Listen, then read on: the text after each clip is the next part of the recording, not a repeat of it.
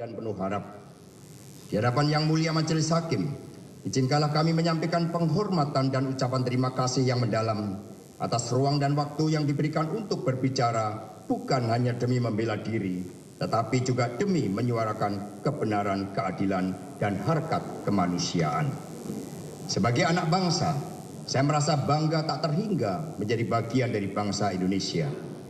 Tanah air ini bukan sekedar tempat berpijak, melainkan medan juang yang telah ditempa oleh darah, air mata, dan pengorbanan para pejuang yang tidak terhitung jumlahnya. Inilah negeri para patriot, negeri yang dibentuk oleh nyala semangat perjuangan, negeri yang hidup dalam denyut lagu-lagu perjuangan yang menggema di setiap relung hati, membangkitkan semangat juang yang tidak kenal lelah, dan menumbuhkan cinta yang begitu membara kepada tanah tumpah darah kita, Indonesia Raya. Indonesia bukan sekedar nama, ia adalah kisah perjuangan. Ia adalah mimpi yang diperjuangkan siang dan malam oleh rakyat biasa hingga para pemikir besar yang gagasannya melintasi zaman. Negeri ini dibangun tidak dengan gegap gempita dan pesta pora, tetapi dengan pengorbanan dan penderitaan, tidak dengan ketakutan, tetapi dengan keberanian yang begitu menggelora. Di tanah inilah cita-cita kemerdekaan digali dari semangat rakyat jelata yang melawan penjajah, dari para pahlawan yang rela mengorbankan hidup demi sebuah keyakinan suci bahwa di seberang jembatan emas kemerdekaan itulah Indonesia dibangun. Kemerdekaan adalah tekad bagi bangsa Indonesia untuk membangun masyarakat yang adil dan makmur, berdaulat dalam politik, berdikari dalam ekonomi, dan berkepribadian dalam kebudayaan. Sebuah bangsa merdeka yang memiliki sistem hukum yang tidak tunduk pada kekuasaan yang menindas, tetapi patuh pada suara hati nurani dan keadilan yang sejati. Demi cita-cita itu pula, Bung Karno, Bung Hatta, dan para pendiri bangsa lainnya memilih jalan perjuangan sejak usia belia. Mereka rela diasingkan, dipenjara, dijauhkan dari rakyatnya. Namun satu hal yang tidak pernah bisa dijauhkan dari mereka adalah cinta kepada Indonesia. Perlawanan terhadap ketidakadilan bukanlah hal yang asing dalam sejarah bangsa ini. Sejak abad 16 hingga abad 19, dari ujung barat Aceh hingga timur Maluku, dari tanah Jawa hingga Papua, semangat perlawanan rakyat Nusantara terhadap penjajah tidak pernah padam.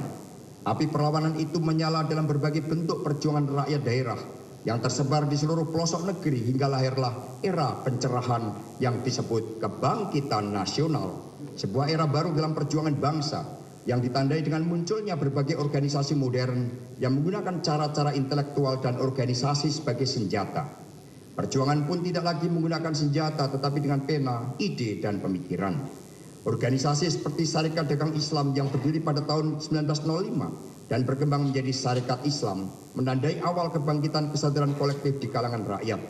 Disusul dengan lahirnya Budi Utomo pada tahun 1908 yang menjadi tonggak awal kebangkitan nasionalisme di kalangan kaum terpelajar. Kemudian muncul organisasi-organisasi lain seperti Muhammadiyah tahun 1912 yang berperan dalam pembaruan sosial dan pendidikan. Indische Parties 1912 yang secara tegas menyerukan kemerdekaan Hindia Belanda, serta Indische Sociaal Democratische Vereniging pada tahun 1914 yang memperkenalkan ide-ide sosialisme dan semangat revolusioner. Tak lama kemudian, berdiri Indische Catholic Party pada tahun 1918 sebagai wadah perjuangan umat Katolik, dan Taman Siswa pada tahun 1922 yang didirikan oleh Ki Hajar Dewantara sebagai bentuk perlawanan terhadap sistem pendidikan kolonial. Di luar negeri khususnya Belanda, Bung Hatta memimpin Perhimpunan Indonesia yang membawa gagasan kemerdekaan ke kancah internasional dan menjadi wadah interaksi serta tempat tumbuhnya pemimpin-pemimpin masa depan. Perjuangan intelektual dan spiritual juga diperkuat oleh berdirinya Nahdlatul Ulama pada tahun 1926. Dengan basis keagamaan, NU mampu melahirkan barisan santri dan ulama yang menjadi bagian penting dalam perlawanan terhadap kolonialisme Belanda maupun penjajahan Jepang hingga peristiwa heroik 10 November 1945. Momentum perjuangan secara terorganisir melalui jalan partai politik terjadi ketika pada tahun 1927 berdiri Partai Nasional Indonesia yang dipimpin oleh Bung Karno. PNI menjadi wadah politik yang secara terbuka dan tegas menyuarakan kemerdekaan Indonesia serta menanamkan semangat nasionalisme ke dalam denyut nadi rakyat. Puncak perjuangan diperoleh pada proklamasi kemerdekaan 17 Agustus 1945 menjadi momen yang begitu sakral bagi bangsa ini. Namun proklamasi bukanlah akhir. Ia adalah awal dari perjuangan besar mempertahankan kemerdekaan dengan darah dan nyawa. Revolusi fisik yang kemudian berlangsung adalah bukti bahwa kemerdekaan tidak sekedar diumumkan, tetapi diperjuangkan hingga titik darah penghabisan. Lebih dari jutaan jiwa telah dipersembahkan bukan hanya untuk mendirikan negara, tetapi untuk menjaga martabat bangsa, menegakkan kebenaran, dan mewujudkan keadilan. Maka ketika hari ini saya berdiri di hadapan majelis hakim yang mulia, di sini saya berdiri dengan semangat yang diwariskan oleh mereka yang tidak pernah surut untuk kemuliaan bangsa dan negara, serta semangat untuk tidak tunduk pada ketidakadilan, untuk tidak menyerah pada hukum yang tunduk pada kekuasaan, dan untuk percaya bahwa hukum sejati adalah hukum yang berpihak kepada keadilan sosial dan martabat manusia. Bab 2, rekayasa hukum. Majelis hakim yang mulia, dalam bagian pertama pendahuluan pledoi ini disampaikan perspektif historis menuju Indonesia merdeka. Itulah suasana kebatinan tentang makna kemerdekaan yang mengandung gagasan genuin tentang keadilan dan kesejahteraan, tentang kebangsaan dan demokrasi, tentang kemanusiaan dan persaudaraan dunia, serta tentang kebudayaan Indonesia dengan tradisi kehidupan yang berketuhanan. Dalam gagasan genuin tersebut, cita-cita keadilan dan kemanusiaan harus terus berkembang dan diyakini kini semakin kuat. Keadilan terus diperjuangkan, terlebih ketika budaya tertib hukum sering dikesampingkan. Maraknya praktek penyalahgunaan kekuasaan semakin menurunkan hakikat Indonesia sebagai negara hukum. Hukum yang seharusnya menjadi fondasi demokrasi, perlindungan hak-hak rakyat, dan tertib sosial semakin mudah disalahgunakan. Keadilan dijauhkan dari kemanusiaan. Menurut Ketua Mahkamah Agung Republik Indonesia, Profesor Dr. Sunarto, pengabdian aspek kemanusiaan akan mengurangi keadilan dalam penegakan hukum. Kompas 2023. Penggunaan kekuasaan di atas hukum juga sangat berbahaya bagi kelangsungan hidup suatu negara. Menurut Levitsky dan Ziblatt dalam bukunya How Democracies Die, kehancuran demokrasi terjadi secara bertahap melalui pelemahan institusi, manipulasi sistem hukum, manipulasi sistem oleh elit, dan pengabdian terhadap prinsip-prinsip check and balances, kebebasan pers, dan pengabdian terhadap netralitas hukum. Majelis hakim yang mulia, terhadap pokok perkara yang dituduhkan kepada saya ini telah dilakukan proses pengadilan yang telah memiliki kekuatan hukum tetap dalam putusan nomor 18/Pit.Sus.TPK/2020/PN Jakarta Pusat dengan terdakwa Saiful Bahri, dan putusan nomor 28/Pit.Sus.TPK/2020/PN Jakarta Pusat dengan terdakwa 1 Wahyu Setiawan dan terdakwa 2 Agustiani Tio Fridelina yang untuk selanjutnya disebut putusan nomor 18 dan 28 tahun 2020. Tidak ada amar putusan yang menyatakan keterlibatan diri saya. Karena itulah kemudian dilakukan suatu rekayasa hukum yang sepertinya menemukan fakta-fakta baru melalui proses daur ulang terhadap persoalan yang sudah inkrah. Proses daur ulang tersebut menggambarkan fenomena sebagaimana digambarkan oleh Prof. Sunarto, Profesor Stephen Levitsky, Profesor Daniel Ziblatt, di mana hukum dijauhkan dari kemanusiaan dan rekayasa hukum adalah awal yang mengancam kelangsungan negara. Majelis hakim yang mulia, tindakan sewenang-wenang tersebut telah saya alami sendiri ketika diundang KPK sebagai saksi pada tanggal 10 Juni 2024. Salah satu staf dari DPP PD Perjuangan yang ikut hadir, yakni Kusnadi, telah diancam, dirampas barang-barangnya, dan diperiksa selama lebih dari 3 jam tanpa surat undangan. Sementara saya yang memiliki etikat baik datang sebagai saksi, justru dibiarkan menunggu selama hampir 4 jam. Menurut Dr. Khairul Huda SHMH, seorang ahli pidana yang dihadirkan dalam persidangan ini, tindakan penyidik KPK dalam proses tersebut tidak lagi bisa disebut sebagai unprofessional conduct, namun sudah masuk dalam kategori tindakan sewenang-wenang, bahkan dapat memasuki unsur pidana yang bisa dilaporkan ke Kepolisian Republik Indonesia. Ahli hukum pidana yang dihadirkan penuntut umum, Dr. Muhammad Fatahillah Akbar, juga menegaskan bahwa penyidikan terhadap saudara Kusnadi yang memiliki sifat pro justisia harus dilengkapi dengan persetujuan hukum. Selain itu, ahli juga menyatakan bahwa penyidik KPK seharusnya mendukung due process of law. Pertanyaan kritis yang penting di sini adalah mengapa terjadi tindakan sewenang-wenang dan upaya rekayasa hukum yang dilakukan oleh penyidik KPK.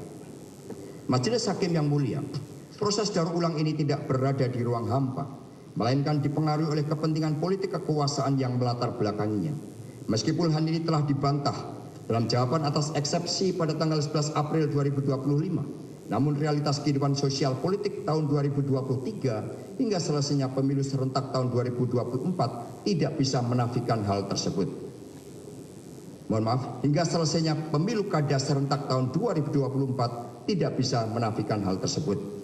Terlebih saya mengalami sendiri, ada kalangan jurnalis, tokoh pro-demokrasi, pengamat politik dan lain-lain yang menjadi korban intimidasi akibat sikap kritis memperjuangkan demokrasi, keadilan, supremasi hukum, serta pemilu jurdil. Tekanan terhadap saya diawali akibat sikap politik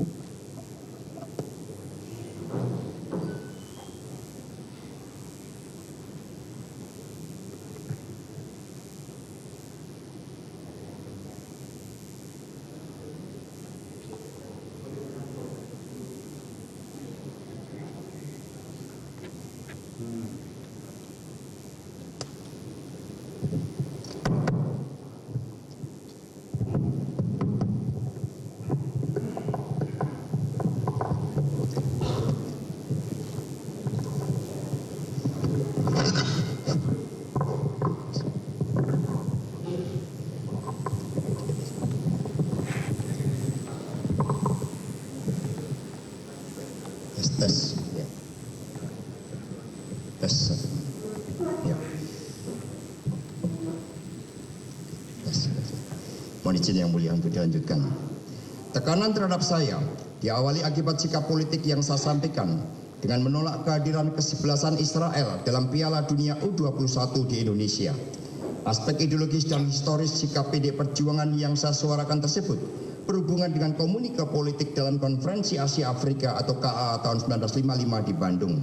Kesepakatan politik tersebut ditandatangani oleh pemerintah Republik Indonesia dengan memberikan dukungan penuh terhadap kemerdekaan Palestina. Sikap tersebut dijalankan dengan konsisten sebagai sebuah prinsip. Pada tahun 1962, Indonesia menolak kehadiran delegasi Israel pada Asian Games di Jepang. Dampaknya, Indonesia mendapat sanksi dari Komite Olimpiade Dunia. Sebagai jawaban terhadap sanksi tersebut, Indonesia mempelopori penyelenggaraan Games of the New Emerging Forces atau GANEVO, sebuah ajang internasional bagi negara-negara yang menjadi bagian dari the New Emerging Forces atau NEVOS. Guna memeriahkan pesta olahraga internasional ini, maka didirikan Gelora Bung Karno. Dengan demikian, eksistensi Gelora Bung Karno berkaitan erat dengan sikap penolakan terhadap Israel. Meskipun sikap kritis PDI Perjuangan tersebut telah mengakibatkan penurunan elektoral partai, namun kebenaran adalah kebenaran yang tidak bisa ditransaksikan selain harus diperjuangkan. Kini rakyat Indonesia tahu dan menyadari kebenaran sikap politik PDI Perjuangan tersebut, terlebih setelah menyaksikan kejahatan kemanusiaan tanpa batas yang dilakukan Israel di Gaza. Dunia kini melawan Israel, sebab pelanggaran terhadap kemanusiaan, keadilan dan kedaulatan suatu bangsa tidak bisa ditoleransi. Sementara saya yang menerima kriminalisasi hukum, yang salah satunya disebabkan oleh penolakan terhadap kehadiran Israel, menjadikan proses daur ulang kasus ini sebagai konsekuensi atas sikap politik yang saya ambil. Meskipun harus menghadapi tekanan dan intimidasi, kami diajarkan di PDI Perjuangan bahwa berbagai tantangan yang dihadapi adalah bagian dari pengorbanan terhadap cita-cita dan kesetiaan pada perjuangan ideologi partai yang selaras dengan kepentingan nasional Indonesia. Majelis Hakim yang mulia, sikap yang saya jalankan sebagai Sekjen DPP Perjuangan tersebut menjadi awal proses daur ulang perkara Harun Masiku ini. Hal ini nampak dari intensitas ancaman yang diiringi berbagai pemberitaan terkait dengan Harun Masiku yang diawali pada April 2023 hanya terdapat 2 pemberitaan. Pada bulan Agustus 2023 naik menjadi 2.226 pemberitaan di media sosial dan 48 di media online. Intensitas pemberitaan selanjutnya bergerak naik sesuai dengan sikap partai terhadap keputusan MK nomor 90 tahun 2023. Kapitalisasi hukum sebagai kekuasaan hingga pembelaan terhadap kedaulatan rakyat. ketika tekanan tidak berhasil meredam sikap kritis, pada akhir Desember 2023 terjadi penggeledahan rumah Wahyu Setiawan di Banjarnegara, yang mana saudara Wahyu Setiawan diperiksa oleh KPK terkait dengan tindak pidana pencucian uang. Vide BAP Simon Petrus tanggal 15 Januari 2025 nomor 6 halaman 49. Dikatakan, sekitar bulan Desember 2023, Wahyu Setiawan menghubungi saya, yakni Simon Petrus, via WhatsApp call. Saat itu yang bersangkutan menyampaikan bahwa KPK datang ke rumahnya melakukan penggeledahan terkait perkara Harun Masiku, di mana saat itu KPK mencari keberadaan Harun Masiku yang sudah lama hilang, dan yang bersangkutan juga sampaikan kepada saya pada surat panggilan dari KPK untuk menghadiri panggilan sebagai saksi, dan selanjutnya menanyakan terkait isi dari surat panggilan karena ada tercantum tindak pidana pencucian uang. Undangan pemeriksaan terhadap perkara TPPU tersebut dapat dinilai sebagai bentuk intimidasi terhadap Wahyu Setiawan yang telah divonis bersalah dan telah menjalankan tindak pidana. Dalam BAP Wahyu Setiawan tanggal 6 Januari 2025 pada keterangan nomor 74 huruf A menyatakan, saya pernah mengobrol dengan saudara Saiful Bahri dan Doni Tri Istiqomah. Obrolan yang saya dengar dan ketahui pada saat itu adalah bahwa pada awalnya saudara Saiful Bahri dan Doni Tri Istiqomah memberikan keterangan jujur pada penyidik KPK bahwa pada beberapa tahapan pemberian uang yang berasal dari Hasto Kristianto. Tetapi kemudian mereka merubah keterangan tersebut bahwa uang suap dirubah bukan berasal dari Hasto Kristianto. Keterangan yang disampaikan oleh Wahyu Setiawan tersebut adalah keterangan baru yang tidak terdapat dalam fakta persidangan putusan nomor 15 dan 28 tahun 2020. Dalam persidangan ini, keterangan tersebut dibantah oleh saksi Doni Tri Istiqomah bersama dengan Saiful Bahri dan Agustiani Tio serta Rahmat Tonidaya. Bahkan Doni Tri Istiqomah menyebutkan bahwa Wahyu Setiawan lah yang justru curhat di ruangan rokok KPK lantai 2. Disitulah Wahyu Setiawan menyatakan dirinya terkena 2 kasus, yakni Papua Barat dan Harun Masiku. Menurut Doni Tri Istiqomah, perubahan BAPK juga sudah tidak memungkinkan karena saat itu sudah tahap finalisasi BAPK, tinggal review akhir. Pertanyaannya, mengapa Wahyu Setiawan membuat keterangan baru meskipun keterangan tersebut tidak didukung oleh alat bukti, bahkan ditolak kebenarannya oleh saksi-saksi yang melihat, mengalami, dan mendengar secara langsung. Perlu diketahui bahwa BAP Wahyu Setiawan tanggal 6 Januari 2025 nomor 27 butir 2 terdapat fakta bahwa dana suap yang diterimanya dari 2 perkara yang berbeda tersebut sebesar 200 juta rupiah dipergunakan untuk keperluan membayar material bangunan renovasi rumahnya di Banjarnegara. Pada BAP yang sama nomor 72 halaman 32 dan 34 terdapat fakta bahwa pada saat berada di tahanan KPK di Rutan Guntur, saudara Wahyu mencairkan dana deposito sebesar 4 miliar rupiah. Kedua fakta di atas menjadi alasan pemanggilan Wahyu Setiawan pada bulan Desember 2023 dengan perihal tindak pidana pencucian uang atau TTPU vide BAP Simon Petrus 15 Januari 2025 nomor 6 halaman 4 dari 9. Undangan TPPU inilah yang menjadi bentuk ancaman sehingga akhirnya Wahyu Setiawan memberikan keterangan baru meskipun tidak terbukti kebenarannya di persidangan ini. Majelis Hakim yang mulia, modus operandi yang sama terjadi pada saudara Hasyim Asyari yang diperiksa KPK pada tanggal 8 Januari 2025. Dalam BAP-nya nomor 15 halaman 6 dari 7 disampaikan, dapat saya jelaskan bahwa saya mengetahui dari cerita Tony staf Wahyu bahwa terjadi pertemuan di Pejaten Village Kemang antara saudara Wahyu Setiawan dan Hasto Kristianto. Dalam hal ini juga dibenarkan oleh dari cerita Yakub Widodo kepada saya. Keterangan Hasyim Asyari tersebut termasuk keterangan baru yang tidak terdapat pada fakta persidangan tahun 2020. Dalam keterangan ini Wahyu Setiawan, Saiful Bahri dan Agustiani Tio di persidangan ini menegaskan bahwa terdakwa tidak mengetahui apalagi mengikuti pertemuan di Pejaten Village tersebut. Hal ini juga ditegaskan oleh saudara Saiful Bahri bahwa terdakwa sama sekali tidak tahu terhadap pertemuan tersebut. Seluruh keterangan yang diberikan di persidangan ini oleh Wahyu Setiawan, Saiful Bahri dan Agustiani Tio terhadap pertemuan di Pejaten Village adalah sama dengan keterangan di persidangan tahun 2020. Mengapa saudara Hasyim Asyari memberikan keterangan baru yang berbeda dengan fakta persidangan tahun 2020. Meskipun keterangan baru tersebut tanpa didukung oleh alat bukti dan tidak ada persesuaian dengan keterangan saksi-saksi. Majelis Hakim yang mulia, beberapa minggu setelah saudara Hasyim Asyari diperiksa KPK, saya mendengar bahwa yang bersangkutan ditekan karena telah menyewa private jet ketika menjadi ketua KPU. Karena itu bukan suatu kebetulan, satu hari sebelum pemeriksaan Hasyim Asyari di persidangan ini, muncul pemberitaan di media massa berkaitan dengan charter pesawat jet tersebut. Apa yang terjadi dengan Wahyu Setiawan dan Hasyim Asyari juga terjadi pada Saiful Bahri. Dalam persidangan ini, Saiful Bahri memberikan keterangan baru yang berbeda dengan fakta persidangan pada tahun 2020. Pertama, bahwa sebelum tanggal 16 Desember 2019, ketika saudara Saiful Bahri sedang mengejar-ngejar dana ke Harun Masiku melalui telepon WA, Harun Masiku menyampaikan informasi ke Saiful Bahri bahwa terdakwa akan memberikan dana talangan. Keterangan ini tidak dapat dibuktikan kebenarannya. Kedua, dalam persidangan ini, saudara Saiful Bahri menyampaikan bahwa keterangan dana talangan dari terdakwa berdasarkan screen capture WA antara dirinya, yakni Saiful Bahri dengan Harun Masiku pada tanggal 16 Desember 2019 yang diberikan oleh penyidik KPK pada saat diperiksa tanggal 25 Februari 2025. Hal yang menarik dari fakta keterangan baru saudara Saiful Bahri tersebut, kenapa? Untuk informasi yang begitu penting baru muncul pada persidangan ini dan tidak muncul pada persidangan tahun 2020. Bukti percakapan WA tersebut seharusnya ada pada persidangan tahun 2020. Perlu dicatat dalam persidangan ini bahwa pada tanggal 4 Juni 2024 KPK telah melakukan penggeledahan rumah Donna Barisa, mantan istri Saiful Bahri, dan ditemukan 2 pucuk senjata beserta airsoft gun.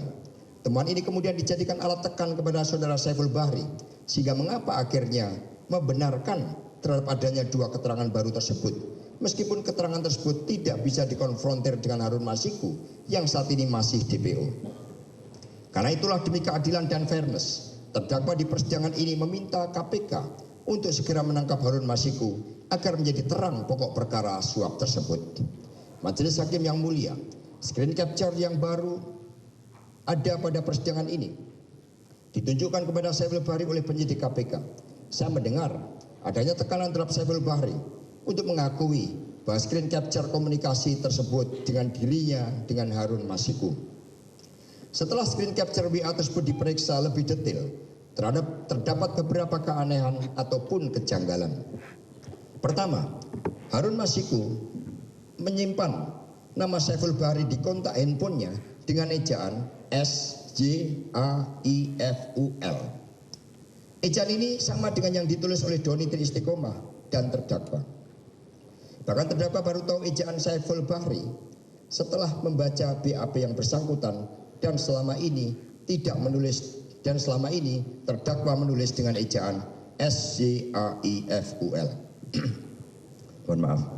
Saudara Agustiani Tio menulis ejaan SAIFUL mirip dengan lainnya hanya dengan tidak pakai Y. Atas dasar hal tersebut sangat aneh apabila di dalam komunikasi WA dari screen capture yang diberikan penyidik KPK, Harun Masiku menyebut dengan panggilan Pak Saiful, SAEFUL. Artinya tidak sesuai dengan ejaan yang tertulis di KTP. Sementara Harun Masiku menulis di kontak handphonenya dengan ejaan Saiful pakai Y. Inilah keanehan atau kejanggalan pertama. Keanehan kedua dalam seluruh komunikasi WA dengan Doni Tri Istiqomah, Wahyu Setiawan, Agustiani Tio, dan Saiful Bahri menyebut terdakwa dengan Mas Hasto atau MHK. Namun dalam screen capture dari penyidik tersebut, Saiful menyebut terdakwa dengan Sekjen. Ketiga, dari analisa teks dan konteks pada WA tanggal 16 Desember 2019 tersebut disebutkan dalam tanda petik, sisanya KT Sekjen ada DP Harun, kurung tutup. Keterangan WA ini sangat janggal, sebab di pemeriksaan persidangan ini, Saiful Bahri menyatakan bahwa terkait dana operasional dan pembayaran termin kedua, serta seluruh perencanaan suap, penggunaan dana operasional, Saiful Bahri tidak pernah berkonsultasi atau meminta izin atau memberi laporan ke terdakwa. Video risalah pemeriksaan Saiful Bahri dianggap dibacakan. Hal yang sama juga terdapat dalam fakta persidangan ini dan persidangan tahun 2020, di mana Saiful Bahri menyatakan bahwa seluruh sumber dana sebesar 1,25 miliar rupiah bersumber dari Harun Masiku dan tidak pernah ada perintah dari terdakwa untuk melakukan lobby-lobby. Semua rencana suap di-create sendiri oleh Saiful Bahri dan Doni Tri Istiqomah dengan dukungan Harun Masiku. Karena itulah konten BA sisanya KT Sekjen ada DP Harun termin kedua sangatlah janggal karena terdakwa sama sekali tidak mengetahui adanya dana operasional, suap ataupun istilah termin kedua. Keanehan keempat, pada pemeriksaan Saiful Bahri pada tanggal 25 Februari 2025, penyidik juga menunjukkan chat WA antara Saiful Bahri dan Harun Masiku dengan kandungan informasi yang menerangkan bahwa Harun Masiku pada tanggal 16 Desember 2019 berada di Surabaya. Chat WA ini sebagai bentuk alibi atas keterangan saksi Doni Tri Istiqomah bahwa dia menerima dana 400 juta dari saudara Kusnadi pada tanggal 16 Desember 2019.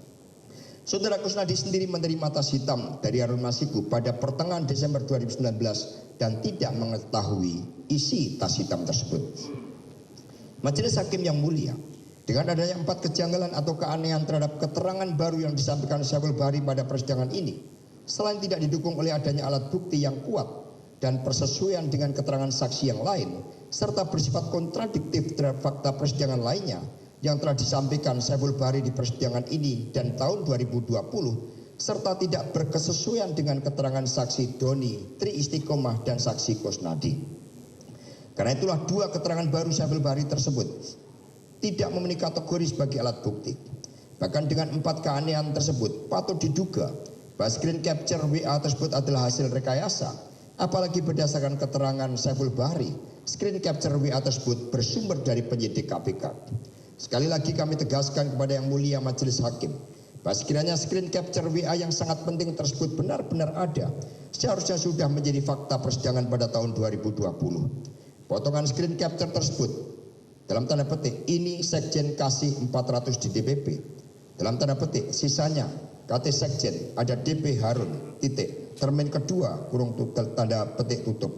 Dari chat WA lainnya, tentang keberadaan Harun Masiku pada tanggal 16 Desember di Surabaya, selain sama sekali tidak diketahui oleh terdakwa, juga bertentangan dengan keterangan Saiful Bahri di persidangan ini, dan bahwa segala suap adalah kreasi Saiful Bahri bersama dengan Doni Tri Istiqomah.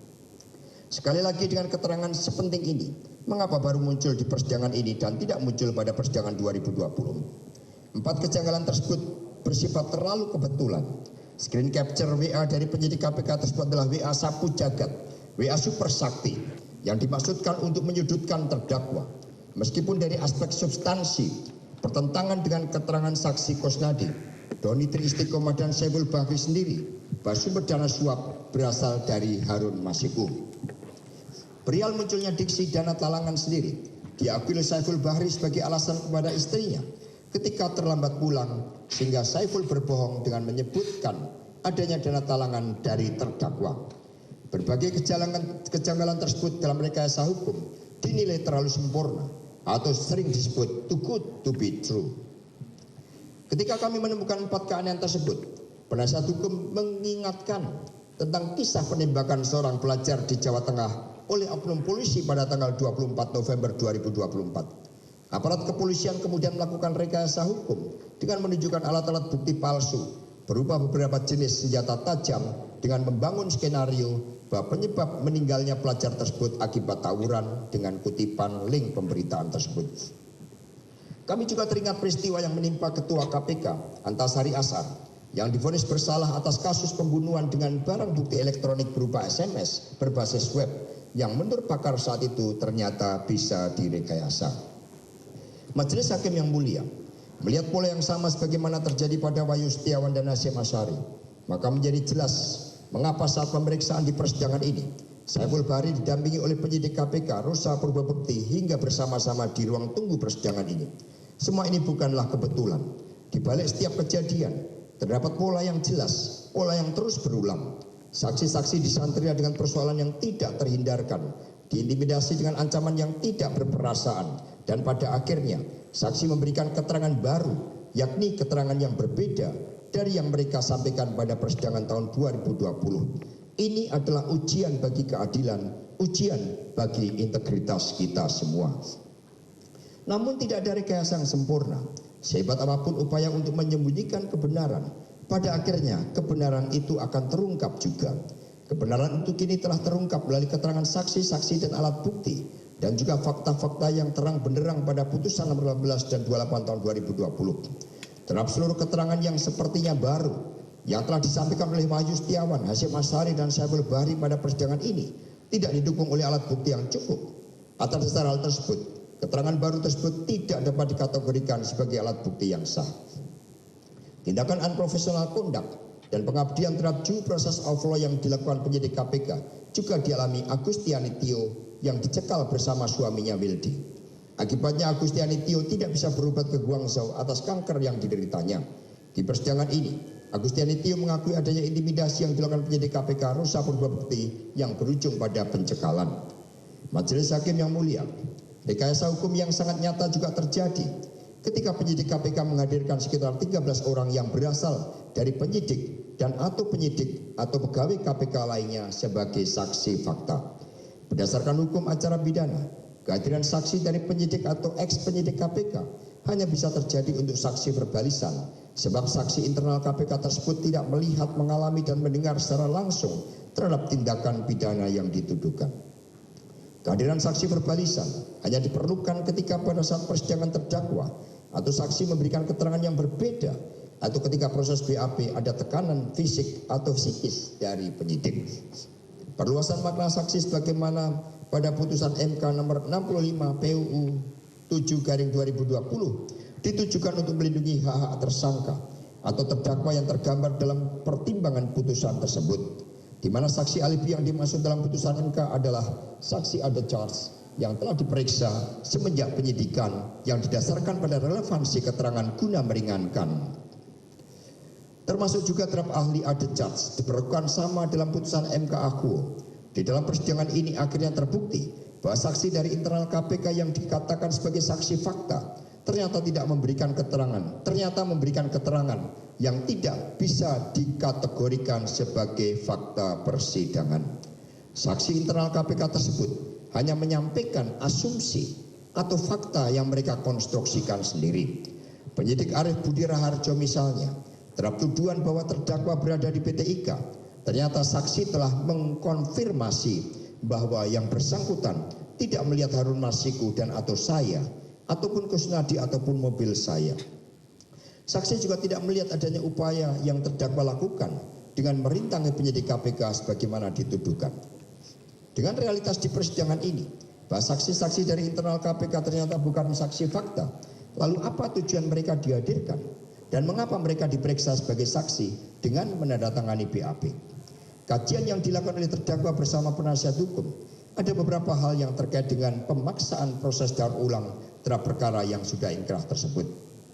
Pertama, terhadap saksi Nurul Hudaini, ASN atau penyidik KPK yang diperiksa sebagai saksi pada tanggal 3 Januari 2025. Tujuan memeriksa Nurul Hudaini ternyata untuk menghadirkan berita acara permintaan keterangan atau BAPK Saiful Bahri pada tanggal 8 Januari 2020. BAPK tersebut telah diubah menjadi BAP yang mengalami beberapa perubahan, dan ketika Saiful Bahri diperiksa baik sebagai saksi terhadap Wahyu Setiawan dan Agustiani Tio juga diperiksa sebagai terdakwa atas dirinya sendiri.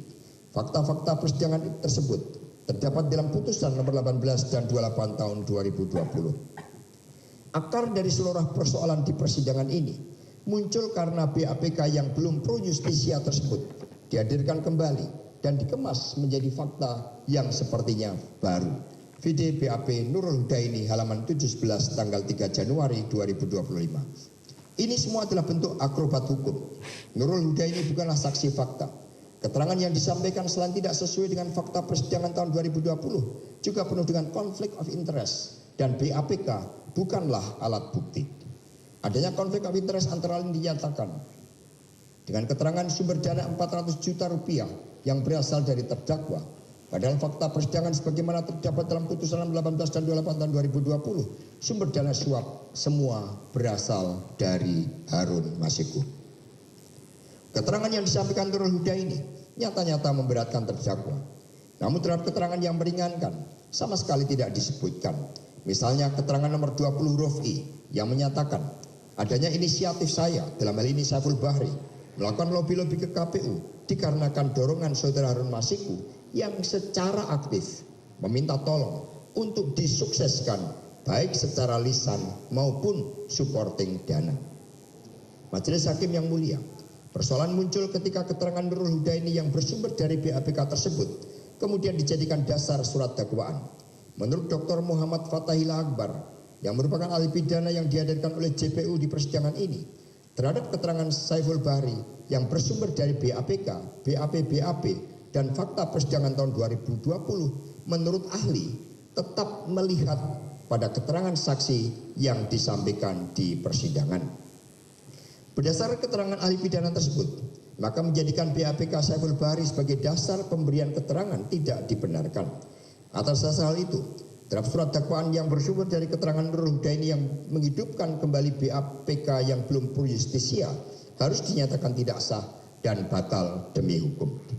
Hal kedua yang ingin saya sampaikan berkaitan dengan saksi yang berasal dari penyidik KPK Saudara Arief Budi Raharjo juga menunjukkan konflik of interest yang sangat merugikan terdakwa sebagaimana nampak pada BAP tanggal 6 Januari 2025. Beberapa keterangan Saudara Arief Budi Raharjo tidak sesuai dengan fakta persidangan putusan 18 dan 28 tahun 2020 dan keterangan saksi-saksi di persidangan antara lain. 1. Pada awal Desember 2019, Hasto Kristianto memanggil Doni Tri Istiqomah dan mengatakan, kamu bikin kajiannya, nanti yang lain-lain biar diurus sama Saiful. Keterangan ini juga tidak berdasar. Dari keterangan Doni Tri Istiqomah sendiri terhadap pertemuan tersebut, selain diadakan pada awal September 2015, bukan Desember 2019. Selain diadakan pada awal September 2019, pembagian tugas antara Doni Tri Istiqomah dan Saiful Bahri juga sebagai hasil diskusi mereka berdua. Keterangan Doni Tri Istiqomah dan Saiful Bahri memberikan fakta bahwa arahan terdakwa hanya berkaitan dengan jalankan perintah partai. Vide BAP Arief Budi Raharjo 6 Januari 2025 halaman 531. 2. Keterangan Arief Budi Raharjo bahwa setelah menyerahkan surat tersebut ke KPU agar misi yang ditugaskan oleh Hasto Kristianto itu bisa terlaksana dengan segera, maka dilakukan lobi-lobi ke KPU baik secara lisan maupun dana. Untuk itu Saiful Bahri melakukan lobi-lobi ke KPU dan Doni Tri Istiqomah mengurus terkait surat-surat dan kegiatan hukumnya. Vide BAP keterangan Saudara Arief Budi Raharjo halaman 6331 dianggap dibacakan. Keterangan Saudara Arief Budi Raharjo ini sangatlah berbahaya, khususnya terhadap kalimat, ya silakan saja bila perlu saya menyanggupi untuk menalangi dulu agar urusan Harun Masiku cepat selesai. Ini adalah bukti rekayasa hukum karena terdakwa tidak pernah mengucapkan hal tersebut. Tidak ada keterangan saksi-saksi membenarkan ucapan terdakwa tersebut. Ketika keterangan tersebut dijadikan dasar dalam surat dakwaan, maka keterangan yang disampaikan oleh Saudara Arief Budi Raharjo ini jelas bertentangan dengan fakta-fakta yang terungkap dalam persidangan tahun 2020 maupun dalam proses pembuktian pada persidangan ini. Dalam keterangannya di kedua persidangan, Saiful Bahri secara konsisten mengatakan bahwa hal-hal terkait dana operasional, suap, penerimaan dan penggunaan dana adalah mereka create berdua, yakni Saiful Bahri dan Doni Tri Istiqomah dengan dukungan Harun Masiku. Jadi sangat jelas bahwa terdakwa sama sekali tidak tahu berkaitan dengan suap dan tidak pernah membahas tentang adanya dana operasional. 3. Keterangan Saudara Arief Budi Raharjo di halaman 6 dan 31 mengatakan, selanjutnya Saudara Saiful Bahri dan Doni Tri Istiqomah melaporkan kepada Hasto Kristianto di kantor DPP di Perjuangan terkait kesepakatan antara Saudara Saiful Bahri dan Saudara Doni Tri Istiqomah dan Saudara Harun Masiku, di mana Saudara Harun Masiku menyanggupi adanya dana operasional dalam kaitan dengan lobi-lobi dengan KPU sebesar 1,5 miliar rupiah. Selanjutnya Hasto Kristianto mempersilahkannya. Keterangan ini adalah kriminalisasi hukum terhadap terdakwa. Fakta persidangan tahun 2020 dan persidangan ini sangat jelas bahwa laporan tersebut tidak pernah ada. Pertemuan Doni Tri Istiqomah dan Saiful Bahri dengan terdakwa hanya terjadi 1 kali pada awal September 2019. Terdakwa tidak pernah mempersilahkan adanya dana operasional dan sama sekali tidak mengetahui tentang suap dan lobi-lobi. Lobi yang dilakukan oleh Doni Tristikomah dan Saiful Bahri yang bersifat iluktif dari keterangan yang disampaikan oleh Saudara Arief Budi Raharjo dan tidak sesuai dengan fakta-fakta yang terungkap dalam persidangan dan sangat menyudutkan posisi terdakwa. 4. Pada tanggal 13 Desember 2019, Saiful Bahri melaporkan kepada terdakwa terkait perkembangan urusan Harun Masiku. Atas hal tersebut, Hasto Kristianto mengatakan, ya dilakukan saja. Bila perlu saya menyanggupi untuk menalangi agar urusan Harun Masiku cepat selesai. Kemudian siang harinya, Saiful Bahri menemui Harun Masiku di kantor DPP Perjuangan dan menjelaskan bahwa perkembangan urusan tersebut sudah dilaporkan ke Hasto Kristianto. Ini keterangan Saudara Arief Budi Raharjo. Keterangan tersebut juga bentuk kriminalisasi hukum karena merupakan hasil rekayasa penyidik. Fakta di persidangan tahun 2020 dan di persidangan ini menunjukkan bahwa pertemuan tanggal 13 Desember 2019 terjadi di Grand Hyatt dihadiri oleh Saudara Saiful Bahri, Doni Tristikomah dan Harun Masiku. Disinilah dana operasional dimatangkan dan Harun Masiku berkomitmen akan menyediakan dana operasional tersebut. Saiful Bahri dan Doni Tristikomah dalam keterangan di persidangan ini menegaskan bahwa hal tersebut tidak pernah dilaporkan kepada terdakwa, mengingat pertemuan dengan terdakwa hanya 1 kali pada awal September 2019 ketika terdakwa mengatakan kepada Doni Tristikomah dan Saiful Bahri untuk menjalankan perintah partai. Dengan demikian keterangan Saudara Arief Budi Raharjo dalam BAP tanggal 6 Januari 2025 halaman 6 dan dari 31 tidak benar dan manipulatif, namun oleh penuntut umum tetap dijadikan surat dakwaan. 5. Pada tanggal 16 Desember 2019 sekitar pukul 16 WIB, Saudara Kusnadi, staf DPD Perjuangan, menghadap kepada Doni Tristikomah di DPD Perjuangan dan mengatakan, Mas, ini ada perintah Pak Sekjen untuk menyerahkan duit operasional 400 juta ke Pak Saiful yang 600 juta Harun katanya. Atas keterangan ini, Arief Budi Raharjo juga membuat keterangan yang bersifat fiktif, mengingat dalam persidangan tahun 2020 dan persidangan ini, Saudara Kusnadi mengatakan dalam tanda petik, ini ada titipan Pak Harun untuk Saiful dan Pak Doni, tanda petik tutup.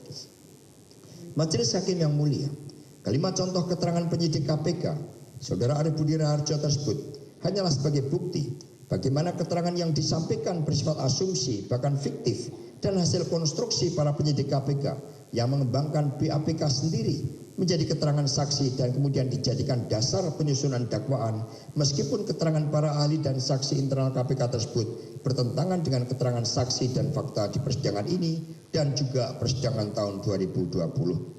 Hal tersebut membuktikan terjadinya rekayasa fakta yang dituduhkan dan nyata-nyata bertentangan dengan fakta-fakta persidangan tahun 2020 dan proses pembuktian pada persidangan ini. Karena itulah ketika keterangan para penyidik KPK tersebut kemudian menjadi dasar surat dakwaan, maka surat dakwaan tersebut harus batal demi hukum karena telah memuat keterangan saksi penyidik yang bersifat asumsi, fiktif, dan bahkan manipulatif. Pendapat ini sejalan dengan keterangan ahli pidana yang dihadirkan JPU, Dr. Muhammad Fathahillah Akbar di persidangan ini, yang menegaskan tetap melihat keterangan saksi yang disampaikan di persidangan. Majelis Hakim yang mulia, rekayasa hukum juga dibuktikan berdasarkan BAP Saudara Saiful Bahri ketika diperiksa pada tanggal 15 Januari 2025. Dalam keterangan halaman 5 nomor 16 dinyatakan bahwa peristiwa tersebut, yakni kegiatan Saiful Bahri pada tanggal 8 Januari 2020 sudah 5 tahun yang lalu terjadi. Sehingga pada hari ini saya tidak bisa mengingatnya kembali. Tetapi hal tersebut sudah saya jelaskan dalam BAP saya di persidangan.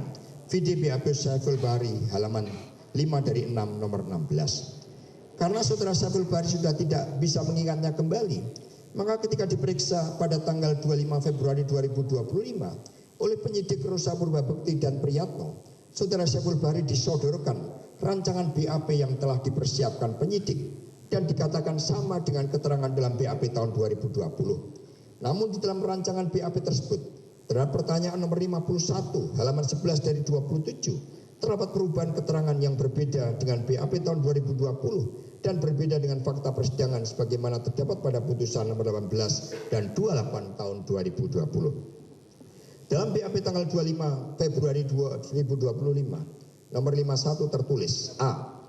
Dapat saya jelaskan bahwa dana sebesar 1,25 miliar rupiah seluruhnya berasal dari saudara Harun Masiku dan akan digunakan untuk kebutuhan operasional dalam mendukung saudara Harun Masiku untuk dilakukan pergantian antar waktu menggantikan saudari Rizky Aprilia di Dapil Sumsel 1. Poin B, 1. Sekitar pertengahan Desember 2019, saya menerima uang secara tunai dari saudara Doni Tri Istiqomah sebesar 400 juta rupiah yang diterima oleh saya dan diambil oleh saudara Ilham, sopir saya, di mobil saudara Doni yang diparkir di Megaria Menteng. Saat itu saudara Doni Tri Istiqomah mengatakan bahwa dia terima dana tersebut dari Kusnadi atau Kus yang berasal dari Hasto Kristianto. Kemudian dari uang sebesar 400 juta tersebut dan seterusnya dianggap dibacakan. Keterangan tersebut bersumber atau diambil dari keterangan saudara Saiful Bahri pada BAP tanggal 21 Januari 2020, yakni menjawab pertanyaan nomor 20 halaman 3 dari 9 yang isinya sebagai berikut. A. Keterangan sama dengan huruf A pada keterangan tanggal 25 Februari 2025 di atas. B. Terdapat perubahan. Tertulis, saat itu saudara Doni Tri Istiqomah mengatakan bahwa dia terima dana tersebut dari saudara Kusnadi atau Kus titik. Jadi tidak ada anak kalimat yang bersumber dari Hasto Kristianto. Dengan demikian sangatlah jelas bahwa dalam BAP tanggal 25 Februari 2025 telah disisipkan oleh penyidik terdapat tambahan keterangan berupa anak kalimat yang bersumber dari Hasto Kristianto, di mana dalam BAP keterangan asli saudara Saiful Bahri pada 21 Januari 2020 tidak ada anak kalimat tersebut. Apabila keterangan dalam BAP Saiful Bahri pada 21 Januari 2020 dibandingkan dengan fakta persidangan atas putusan nomor 18 tahun 2020, maka terdapat persesuaian dan dinyatakan bahwa pada tanggal 16 Desember 2019 Doni Tri Istiqomah menghubungi terdakwa yaitu Saiful Bahri bahwa dana operasional sudah ada sebesar 750 juta yang dititipkan pada Kusnadi, staf sekretariat DPP PD Perjuangan, tanda petik tutup. Putusan Pengadilan Tindak Pidana Korupsi pada Pengadilan Negeri Jakarta Pusat nomor 18 2020 halaman 121 fakta-fakta hukum. Apabila dibandingkan dengan fakta-fakta hukum pada putusan nomor 28 tahun 2020, maka juga terdapat persesuaian. Dikatakan bahwa pada tanggal 16 Desember 2019 Doni Tri Istiqomah menghubungi terdakwa yakni Saiful Bahri bahwa dana operasional sudah ada sebesar 750 juta yang dititipkan pada Kusnadi, staf sekretariat DPP PD Perjuangan titik. Diambil dari putusan pengadilan halaman 150 nomor 28 tahun 2020.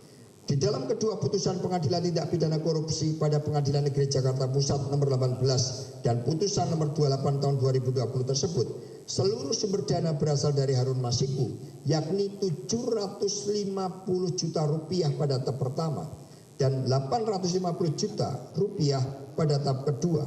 Seluruhnya total berjumlah 1,5 miliar rupiah.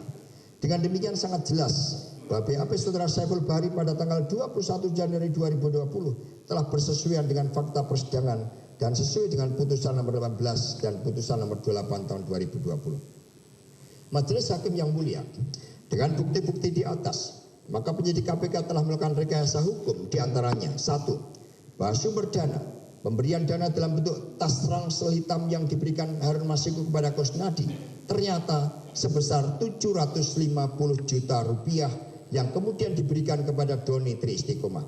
Dana sebesar 400 juta rupiah tersebut diserahkan kepada Saiful Bahri dan 350 juta untuk pembayaran lawyer fee saudara Doni Tri Istiqomah. Di persidangan ini pula saudara Doni Tri Istiqomah menyebutkan adanya lawyer fee di dalamnya sebesar 500 juta rupiah. Rekayasa hukum lainnya menyebutkan bahwa dana yang diserahkan pada tahap pertama sebesar 400 juta rupiah agar bisa dikaitkan dengan dana penghijauan, di mana 600 juta rupiah dikurangi 200 juta rupiah menjadi 400 juta rupiah. Padahal dalam keterangan sangat jelas Saiful Bahri dan terdakwa sendiri bahwa kegiatan penghijauan dengan alokasi dana sebesar 600 juta rupiah tersebut tidak ada kaitannya dengan suap. Hal ini juga diakui oleh Saiful Bahri bahwa program penghijauan dengan DP 200 juta rupiah tersebut dananya belum diterima. Atas dasar hal itulah, mengapa penyidik KPK dan jaksa penuntut umum menutup-nutupi fakta terhadap dana tahap atau termin pertama sebesar 750 juta rupiah dan mengubahnya menjadi 400 juta rupiah yang diterima Saiful agar sepertinya bisa dikaitkan dengan terdakwa melalui WA yang menyatakan dalam tanda petik tadi ada 600 yang 200 untuk DP penghijauan.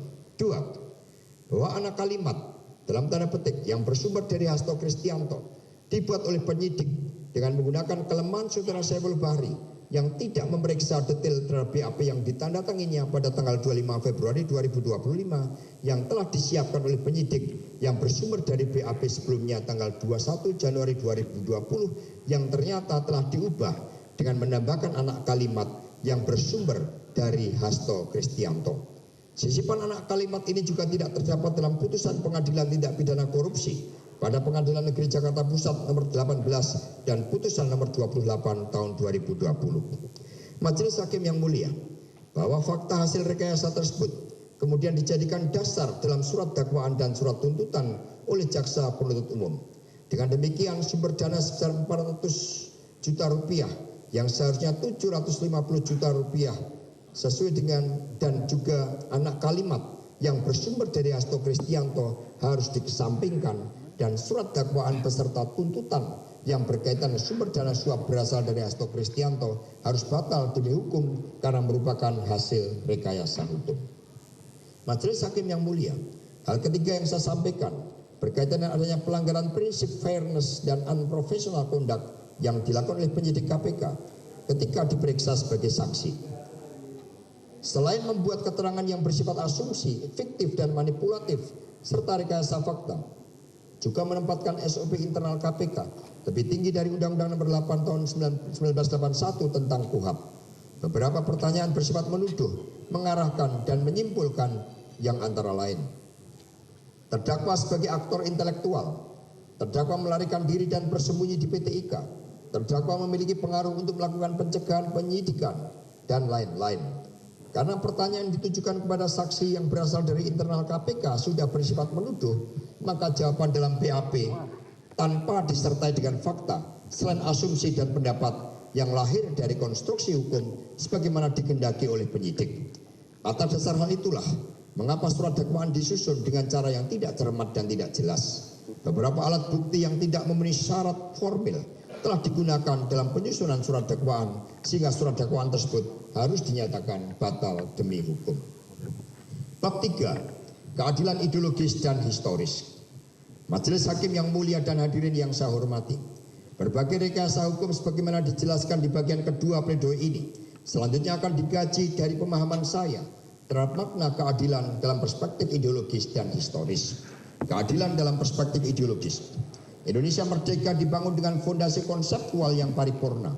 Pancasila menjadi falsafah hidup bangsa, dasar negara, arah perjuangan kemerdekaan, hingga pijakan ideologis dalam merumuskan kebijakan strategis nasional. Ia bukan sekedar simbol, melainkan jiwa kolektif bangsa. Di dalam nilai-nilai Pancasila itulah cita-cita keadilan ditempatkan secara luhur agar seluruh penyelenggara negara mampu menghadirkan keadilan bagi seluruh rakyat Indonesia. Keadilan sosial dalam perspektif ideologis berakar pada kesadaran bahwa setiap manusia adalah ciptaan Tuhan yang Maha Esa. Maka tidak hanya warga negara yang menyembah Tuhan, tetapi negara pun wajib menunjukkan ketundukan moral pada Tuhan melalui penghormatan terhadap nilai-nilai universal kemanusiaan. Tuhan adalah sumber keadilan dan semua agama mengajarkan keharusan untuk jujur dan adil. Keadilan dalam dimensi ketuhanan inilah yang menjadi pilar pertama dari keadilan ideologis. Keadilan juga bergerak dalam dimensi kemanusiaan, sebagaimana diajarkan oleh Bung Karno, proklamator kemerdekaan, penggali Pancasila, Presiden pertama Republik Indonesia, pahlawan nasional, dan bapak bangsa Indonesia. Beliau menegaskan bahwa di bumi Indonesia merdeka tidak boleh lagi ada penjajahan manusia atas manusia dan tidak boleh ada kesenang-wenangan hukum seperti pada masa kolonial. Pada masa penjajahan, hukum dijadikan alat kekuasaan untuk menindas. Para pejuang bangsa seperti tokoh-tokoh PNI seperti Bung Karno, Maskun Sumodirjo, Supri Dinata, dan Gatot Mangkuprojo, serta saudara Ahmad Darmawi dari Parindra Cabang Kandanga, menjadi korban dari pasal-pasal karet yang tidak adil. Dalam pledoinya yang bersejarah Indonesia menggugat tahun 1930, Bung Karno dengan tegas menolak hukum kolonial sebagai alat penindas rakyat dan pelanggeng kapitalisme. Ia menyebut hukum kolonial sebagai sistem yang menindas, menghisap kekayaan Nusantara dan mengabaikan kemanusiaan. Derita kemanusiaan ini berlanjut begitu lama. Dalam perang Diponegoro saja, diperkirakan lebih dari 200.000 rakyat, kebanyakan petani kecil menjadi korban. Pasca perang, penjajah semakin kejam melalui kebijakan tanam paksa yang memeras tenaga rakyat demi keuntungan penjajah bersumber dari revolusi. Semua ini adalah akibat dari sistem hukum yang tidak menghormati nilai-nilai keadilan dan kemanusiaan. Oleh karena itu, dalam pidato lahirnya Pancasila pada tanggal 1 Juni 1945, Bung Karno menegaskan bahwa prinsip kemanusiaan harus menjadi bagian yang tidak terpisahkan dari sistem hukum Indonesia. Dalam negara merdeka, tidak boleh lagi ada bentuk penindasan, baik dalam bidang politik, ekonomi, budaya maupun hukum. Hukum harus menjadi alat untuk menegakkan martabat manusia, bukan sebaliknya. Dalam konteks global, Bung Karno juga menekankan bahwa prinsip kemanusiaan harus diwujudkan dalam bentuk persaudaraan dunia dan penolakan terhadap sistem internasional yang anarkis dan tidak adil. Majelis Hakim yang mulia, betapa kuatnya makna kemanusiaan dalam Pancasila. Dalam konferensi Asia Afrika tahun 1955 di Bandung, semangat kemanusiaan Indonesia menginspirasi bangsa-bangsa seperti Maroko, Tunisia, Sudan, Aljazair, dan Pakistan untuk memperjuangkan kemerdekaannya. Kemanusiaan adalah energi pembebasan, dan Pancasila adalah sumber moral universal yang lahir dari pengalaman panjang penderitaan akibat penjajahan. Dimensi ketiga dari keadilan ideologis adalah persatuan kebangsaan. Dalam perspektif ini, setiap warga negara memiliki kedudukan yang setara di mata hukum tanpa memandang suku, agama, ras, gender, atau status sosial. Pasal 27 ayat 1 Undang-Undang Dasar 1945 secara tegas menyatakan segala warga negara bersamaan kedudukannya di dalam hukum dan pemerintahan dan wajib menjunjung hukum dan pemerintahan itu dengan tidak ada kecualinya. Hukum tidak boleh ditafsirkan semena-mena oleh kekuasaan, apalagi dijadikan alat politik. Negara hukum bukanlah negara kekuasaan. Negara hukum bukan negara kekuasaan adalah cita-cita yang harus dijaga. Keadilan yang berpijak pada prinsip kesetaraan warga negara inilah dimensi keadilan yang ketiga. Dimensi keempat adalah keadilan dalam sistem demokrasi Indonesia. Demokrasi kita bukan sekedar prosedural. Demokrasi harus hidup dalam roh keadilan sosial.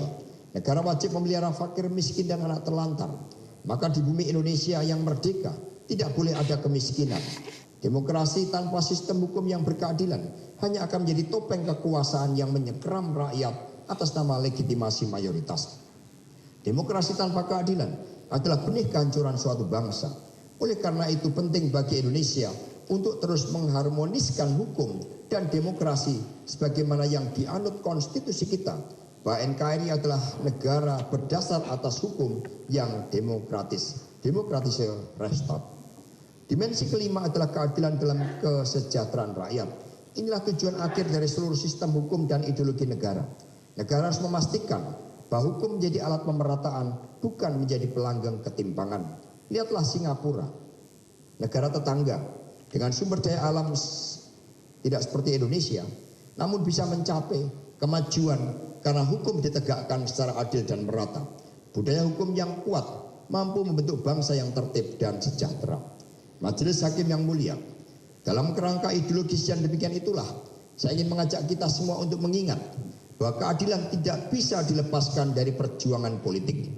Filsuf Prancis Jacques Rancière menyatakan bahwa politik sejatinya adalah perjuangan untuk kesetaraan, yakni momen ketika mereka yang tidak dihitung dalam sistem bersuara dan menuntut pengakuan.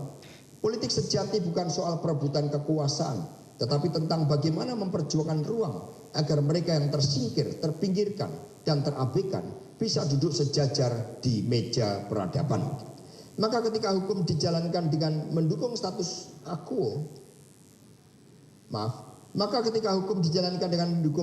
quo, sesungguhnya politik telah kehilangan rohnya. Lebih lanjut, Jacques Rancière mengingatkan bahwa dogmatisme politik terjadi ketika kekuasaan menutup kemungkinan perbedaan pendapat dan menyamakan suara rakyat dengan suara penguasa. Dalam kondisi seperti itu, hukum bukan lagi ruang deliberatif, melainkan instrumen pembungkam. Politik yang otoriter cenderung melahirkan hukum yang represif, dan dalam konteks ini, perjuangan melawan ketidakadilan adalah tindakan politik yang paling luhur, sebab ia memulihkan harkat rakyat dan merobek tirai ketimpangan. Majelis Hakim yang mulia, dengan paparan di atas sangatlah wajar apabila PD Perjuangan kokoh dalam menjaga konstitusi, menegakkan demokrasi, dan memperjuangkan supremasi hukum. Itulah sikap politik yang saya emban sebagai Sekretaris Jenderal atas penugasan langsung Ketua Umum PD Perjuangan Profesor Dr. Megawati Soekarno Putri. Maka sebagai kader partai, saya memiliki kewajiban untuk menyampaikan sikap politik ini kepada seluruh rakyat Indonesia apapun resikonya. Mengapa ini saya sampaikan? Karena proses hukum yang saya alami tidak dapat dilepaskan dari latar belakang politik yang kompleks. Sudah sejak lama saya menerima informasi, bahkan ada upaya kriminalisasi atas sikap kritis yang merupakan sikap resmi partai. Namun membela kebenaran dan menjaga Indonesia adalah ajaran Bung Karno yang terus ditanamkan oleh Ibu Megawati Soekarno Putri. Ketika melihat bagaimana Mahkamah Konstitusi diintervensi, demokrasi dimanipulasi, aparatur negara disalahgunakan untuk kepentingan elektoral, hingga muncul berbagai bentuk intimidasi, kami sampai pada kesimpulan bahwa watak hukum kolonial telah hadir kembali dengan wajah yang berbeda, tetapi dengan dampak yang sama, melanggengkan ketidakadilan. PD Perjuangan tidak akan tinggal diam, karena keberpihakan pada keadilan adalah kewajiban moral dan politik partai. Karena itulah sebelum saya masuk pada pokok perkara ini, saya ingin menegaskan bahwa kerangka ideologis dan historis tentang keadilan inilah yang menjadi fondasi utama pledoi ini. Mengabaikan keadilan dalam kelima dimensinya, ketuhanan, kemanusiaan, kebangsaan, demokrasi, dan kesejahteraan, sama saja dengan mengubur sejarah panjang penderitaan rakyat Indonesia selama lebih dari 350 tahun penjajahan. Dan sejarah telah mengajarkan bahwa hukum tidak boleh menjadi alat kekuasaan. Keadilan dalam perspektif historis. Majelis Hakim yang mulia, hadirin sekalian, serta seluruh rakyat Indonesia yang saya cintai dan banggakan. Perjuangan untuk mendapatkan keadilan telah menjadi denyut nadi sejarah bangsa Indonesia. Sejak awal kolonialisme menginjakkan kakinya di tanah air ini. Oleh karena itu, hampir seluruh pelosok Nusantara muncul berbagai bentuk perlawanan rakyat terhadap penindasan. Perlawanan tersebut antara lain Perang Jawa yang menelan korban lebih dari 200 jiwa di pihak rakyat, sementara pihak Belanda kehilangan sekitar 15.000 orang. Di Bali kita mengenal Perang Puputan pada tahun 1906 sebagai perlawanan yang begitu heroik dengan nuansa religius yang kental, mengorbankan sekitar 3.000 jiwa. Sementara itu Perang Aceh yang berlangsung dari tahun 1873 hingga 1914 tercatat sebagai perang anti kolonial terlama dengan korban yang begitu besar, namun semangatnya tidak pernah padam. Aceh praktis tidak benar-benar takluk. Revolusi Halam 2024. Bahkan jauh sebelumnya, saat Dendels membangun jalan raya pos dari Anyer ke Panarukan pada 1808, lebih dari 12.000 rakyat tewas dalam proyek tersebut. Meskipun sejarah mencatat begitu banyak kekalahan, semangat perjuangan rakyat tidak pernah padam. Ini terjadi karena perjuangan keadilan didukung oleh seluruh masyarakat, terutama petani. Kekalahan tidak memadamkan semangat, sebaliknya justru menyalakan harapan-harapan yang termanifestasi dalam mitos Ratu Adil, Imam Mahdi, Heru Cokro, dan berbagai figur pembebas lainnya. Mereka mewariskan rahasia penderitaan kepada generasi berikutnya agar semangat keadilan terus menyala. Bung Karno yang dikenal sebagai penyambung lidah rakyat menangkap penderitaan rakyat, terutama petani miskin yang tertindas, sebagai energi perjuangan. Kelompok ini kemudian diberi identitas sebagai kaum marhen. Sebelum Bung Karno memberi nama, mereka hanyalah kelompok anonim, tidak bernama dan tidak terdokumentasi, serta tidak diingat sejarah. Namun pada abad 19 dan awal abad 20, mereka bangkit dari anonimitasnya dan tampil di panggung sejarah melalui protes dan pemberontakan para petani. Sidunata, buku Wong Cilik, halaman 534. Menurut Bung Karno dan ditegaskan oleh Sidunata, kaum marhen adalah kelompok miskin dan dimiskinkan oleh struktur ekonomi kolonial. Secara sosiologis, mereka kehilangan martabat akibat sistem politik yang menindas. Namun dalam tradisi harapan terhadap Ratu Adil, mereka tetap hidup dari harapannya. Bung Karno mengangkat harapan dan penderitaan kaum marhen ini menjadi narasi perjuangan yang revolusioner. Majelis Hakim yang mulia, Narasi penderitaan dan harapan kaum marhen itu dijadikan Bung Karno sebagai kekuatan revolusioner yang mampu mengguncang imperialisme. Melalui PNI yang didirikan pada tahun 1927, kesadaran kaum marhen dibangkitkan lewat tindakan nyata, kerja keras, dan perjuangan yang membumi di mana pemimpin menyatu dengan rakyat.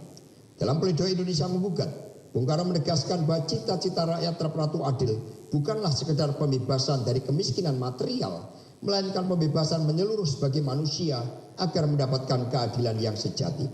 Gerak sejarah menuju kemerdekaan bukan semata gerak maju, tetapi gerak yang menyambung dengan masa lalu. Dalam sejarah yang cenderung hanya menulis yang menang, kaum marhen tetap hadir sebagai ingatan tentang mereka yang dikalahkan. Menurut Sindunata, dalam kekalahan itu tersembunyi rahasia penderitaan yang harus diselamatkan melalui sejarah yang manusiawi. Hadirin sekalian, memahami keadilan dalam perspektif historis adalah menyelami penderitaan masa lalu yang begitu menggugah hati. Harapan terhadap keadilan tidak pernah lahir dari kenyamanan, melainkan dari air mata. Jika kita mau berkontemplasi Indonesia sejatinya harus menjadi mercusuar keadilan, justru karena kita memiliki pengalaman konkret sebagai bangsa yang terjajah. Memoria passionis, ingatan akan penderitaan, menjadi fondasi moral kita di dalam membangun sistem hukum yang berkeadilan. Dengan sejarah penderitaan selama lebih dari 3 abad, alangkah berdosanya jika kita membiarkan ketidakadilan terus berulang. Dalam konteks ini, keadilan historis bukan sekedar romantisme masa lalu, tetapi adalah warisan tanggung jawab yang melekat pada setiap anak bangsa. Tanpa keadilan, sejarah perjuangan itu kehilangan makna, terlebih ketika ketidakadilan justru merajalela. Membiarkan praktek ketidakadilan, terutama yang ditopang oleh dogmatisme kekuasaan, sama saja dengan menafikan masa depan. Sebagaimana diingatkan oleh Hannah Arendt, kekuasaan pada hakikatnya terbentuk dari konsensus kolektif, dari legitimasi gagasan bersama. Namun ketika ide dan cita-cita kolektif ditinggalkan, kekuasaan berubah menjadi alat dominasi. Dalam tahap ini, kekuasaan dapat berubah menjadi violence, kekerasan yang dilembagakan, termasuk melalui penggunaan hukum sebagai instrumen represi terhadap suara kritis. Mata kekuasaan yang berubah inilah yang menciptakan ketidakadilan sistemik. Ketika dogmatisme kekuasaan merajalela dan kritik dibungkam, kekuasaan menjadi otoriter meskipun tampil dengan wajah populis dan didukung oleh demokrasi prosedural. Dan dalam situasi seperti ini, membiarkan ketidakadilan tanpa perlawanan sama saja dengan membunuh masa depan. Dua perspektif keadilan di atas merupakan hasil perenungan saya di Rutan Merah Putih KPK. Sungguh menyedihkan pada saat bangsa-bangsa lain berlomba-lomba menampilkan keunggulan dalam pendidikan, kesehatan hingga penguasaan teknologi maju, serta bersaing memastikan keunggulan masa depan bagi bangsanya, kita ternyata lebih asik mencari kelemahan sesama anak bangsa dengan menggunakan hukum secara sewenang-wenang. Jadi benarlah kata Bung Karno,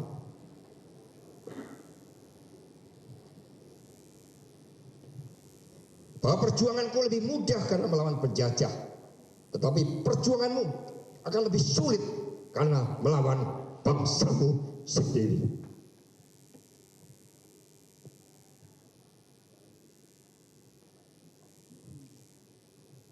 Majelis Hakim yang mulia, di dalam peradaban bangsa-bangsa maju, hukum yang berkeadilan menjadi fondasi utama sistem sosial kemasyarakatan dan tata cara penyelenggaraan negara yang bersih dan berintegritas. Namun di negeri ini, saya mengalami sendiri bagaimana hukum bisa direkayasa dan bagaimana penyidik KPK bisa menciptakan alat dan bukti berdasarkan asumsi dan konklusi yang mereka buat. Di persidangan ini terungkap bagaimana saudara Rosa Purbabekti merangkap sebagai kasatgas, penyidik, pemeriksa, dan sekaligus saksi, serta pengantar Saiful Bahari di persidangan ini. Apakah rangkap fungsi ini wajar? Sementara penuntut umum yang sama-sama satu atap di KPK juga menunjukkan unprofessional conduct dengan mengabaikan fakta-fakta persidangan hingga membuat tuntutan hukum 7 tahun dan denda 600 juta rupiah yang sangat tidak mencerminkan rasa keadilan. Apa yang tercantum dalam surat tuntutan penuntut umum pada dasarnya identik dengan surat dakwaan. Lalu apa makna kehadiran saksi-saksi dalam persidangan ini? Karena itu pada kesempatan ini, saya juga bertindak sebagai wakil dari teman-teman warga Rutan Merah Putih. Selama saya ditahan, sudah ada 7 kasus pidana yang disidangkan, dan sebagian besar menyampaikan pesan yang sama, bahwa dalam surat tuntutan, jaksa penuntut umum lebih sering mengabaikan fakta-fakta yang terungkap dalam persidangan, sehingga buat apa persidangan sekiranya fakta-fakta hukum diabaikan. Melihat realitas tersebut, saya bertanya-tanya, apakah misi KPK termasuk melakukan daur ulang atas suatu perkara yang sudah inkrah dan tidak ada kerugian negara? Apakah ini tujuan berdirinya KPK? Lalu bagaimana terhadap kasus-kasus yang telah menguras kekayaan alam dan merusak lingkungan, termasuk adanya kendali eksplorasi dan eksploitasi sumber daya alam yang nyata-nyata telah merugikan negara dan mematikan masa depan anak cucu kita? Karena itulah di balik proses daur ulang ini muncul gugatan terhadap misi utama pemberantasan korupsi yang dilakukan oleh KPK. Majelis Hakim yang mulia, pemahaman terhadap keadilan dalam perspektif ideologis dan historis menjadi legitimasi setiap perjuangan untuk mendapatkan keadilan. Dari sisi penegakan hukum, tindakan yang dilakukan penyidik Rosa Purbabekti melalui proses daur ulang terhadap suatu perkara yang sudah inkrah dapat dimaknakan sebagai berikut. Pertama, terjadinya pengingkaran terhadap ideologi bangsa, khususnya sila kemanusiaan dan keadilan. Pancasila dalam sistem politik ditempatkan sebagai ground norm. Pancasila adalah sumber dari segala sumber hukum dalam sistem hukum nasional. Pengabaian keadilan dalam perspektif ideologis ini adalah erosi terhadap hakikat Indonesia sebagai negara hukum. Menurut von Moss dan Westap dalam bukunya When Democracy Break, lembaga hukum berfungsi sebagai pengawas kekuasaan. Ketika hukum disalahgunakan dan kebebasan sipil terancam, serta ketika oposisi termarginalkan, maka disitulah tanda-tanda keruntuhan demokrasi modern terjadi. Keruntuhan demokrasi ini berlangsung perlahan, dan tiadanya hukum berkeadilan adalah erosi yang bisa berujung pada kegagalan suatu negara. Keadilan ideologis ini sudah sepantasnya ditempatkan sebagai landasan moral terpenting bagi seluruh aparat penegak hukum, khususnya penyidik dan jaksa penuntut umum, untuk patuh pada due process of law. Bagi penyidik, dilarang keras untuk melakukan manipulasi alat bukti, mengintimidasi, ataupun bertindak semenang-menang atas nama misi mulia memberantas korupsi. Bagi JPU, wajib memperhatikan fakta-fakta persidangan, sebab dalam dakwaan yang dituduhkan pada terdakwa, pihak JPU lah yang harus membuktikan. Ketika JPU abai terhadap fakta-fakta persidangan, maka secara etis dikatakan sebagai unprofessional conduct. Pengabaian fakta-fakta persidangan tersebut tidak hanya menyentuh etika dan moral, namun layak mendapat predikat bahwa tindakan tersebut telah merendahkan fungsi lembaga peradilan. Betapa pentingnya pemahaman terhadap keadilan dalam perspektif ideologis, karena ia menjadi ruh dari sistem hukum yang dibangun. Ia juga menjadi jiwa dari negara hukum. Hal kedua dari sisi penegak hukum, rekayasa hukum termasuk di dalamnya pelanggaran terhadap due process of law, sama saja dengan memutus mata rantai sejarah yang mengandung cita-cita terhadap keadilan. Mengapa keadilan dalam perspektif historis ini penting? Sebab sepanjang sejarah peradaban bangsa Indonesia selalu terkandung cita-cita, harapan, dan kehendak terhadap hadirnya keadilan dalam seluruh aspek kehidupan. Cerita rakyat Ratu Sima misalnya telah menjadi legenda hidup tentang ketegasan pemimpin menegakkan keadilan. Perjuangan demi keadilan juga menjadi motif utama perlawanan rakyat petani sebagai pendukung utama Laskar Diponegoro. Perang tersebut menjadi peluang pembebasan dari penindasan ekonomi dengan berpegang pada sosok Ratu Adil. Karena itulah Perang Diponegoro juga disebut sebagai Perang Jawa. Sidunata 2024. Majelis Hakim yang mulia, tindakan semenang-menang sebagaimana terjadi pada Kusnadi tidak dapat dianggap remeh. Demikian halnya ketidakpatuhan terhadap due process of law, apalagi rekayasa hukum. Tindakan penyidik KPK sebagaimana dilakukan Saudara Rosa Purbabekti merupakan suatu sikap ahistoris tanpa keseriusan dalam mencegahnya, apalagi jika dibiarkan berlarut-larut, akan mematikan cita-cita keadilan yang hidup dalam cita-cita rakyat. Dampaknya pun akan sangat dahsyat, berupa menguatnya otoritarianisme yang mempercepat lunturnya negara hukum menjadi negara kekuasaan. Guna mencegah hadirnya rules by law, maka setiap erosi terhadap keadilan harus dicegah. Karena itulah ketika berulang kali saya menyebutkan Saudara Rosa Purbabekti yang harus bertanggung jawab terhadap seluruh tindakan semenang-menang yang dilakukannya, perlu saya tegaskan di sini bahwa tidak ada persoalan pribadi. Dalam pemahaman terhadap nilai-nilai keagamaan yang saya yakini, saya telah memaafkan siapapun yang berkepentingan dengan menjadikan saya berada di meja hijau ini. Ketika saya mempersoalkan perbuatan penyidik tersebut, karena perbuatannya telah menyentuh hal yang sangat fundamental, yakni pelanggaran terhadap harkat keadilan dalam perspektif ideologis dan historis. Dampaknya, asas kepastian hukum, akuntabilitas, proporsionalitas, keterbukaan dan kepentingan umum, serta HAM pun dikorbankan. Atas dasar pertimbangan di atas, saya mengajak kita semua untuk merenungkan, apakah terhadap suatu putusan pengadilan yang sudah inkrah begitu mudahnya dilakukan daur ulang.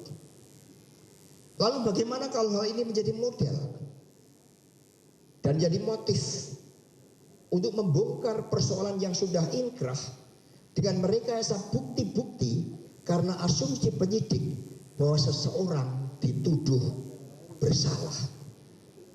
Bukankah hal ini menciptakan ketidakpastian hukum yang pada gilirannya bisa mengancam stabilitas politik, ekonomi, dan sosial? Majelis Hakim yang mulia, dari sisi terdakwa, keadilan dalam perspektif ideologis dan historis menjadi keyakinan bahwa proses hukum yang dijalaninya akan menjamin terwujudnya keadilan yang hakiki. Sebab hukum adalah seni kebaikan dan keadilan. Tujuan dari hukum adalah menentukan apa yang baik dan apa yang adil. Betapa luar biasanya. Kami ulangi. Sebab hukum adalah seni kebaikan dan keadilan. Tujuan dari hukum adalah menentukan apa yang baik dan apa yang adil. Keadilan dalam kedua perspektif tersebut oleh Profesor Dr. Sunarto, Ketua MA saat ini, dikatakan bahwa hukum tanpa keadilan seperti seperangkat aturan yang kering tanpa roh. Karena itulah seorang hakim harus bertindak sebagai pembelajar sepanjang hayat, peneliti dan filsuf agar mampu melihat keadilan yang sejati. Keadilan di luar batas formalitas hukum serta memperhatikan dampak sosial, budaya, dan kemanusiaan. Dengan berbagai pertimbangan di atas, kami mengharapkan agar keadilan dalam perspektif ideologis dan historis dapat menjadi pisau analisa dan pertimbangan majelis hakim yang mulia di dalam mengambil keputusan atas perkara ini. Bab 4, fakta persidangan dan tanggapan surat tuntutan. 1. Fakta persidangan. Majelis Hakim yang mulia, terhadap tuduhan perbuatan yang dengan sengaja mencegah, merintangi atau menggagalkan secara langsung atau tidak langsung penyidikan, penuntutan dan pemeriksaan di sidang pengadilan sebagaimana terdapat dalam pasal 21 Undang-Undang Tipikor, secara garis besar dapat disampaikan fakta-fakta hukum sebagai berikut. 1.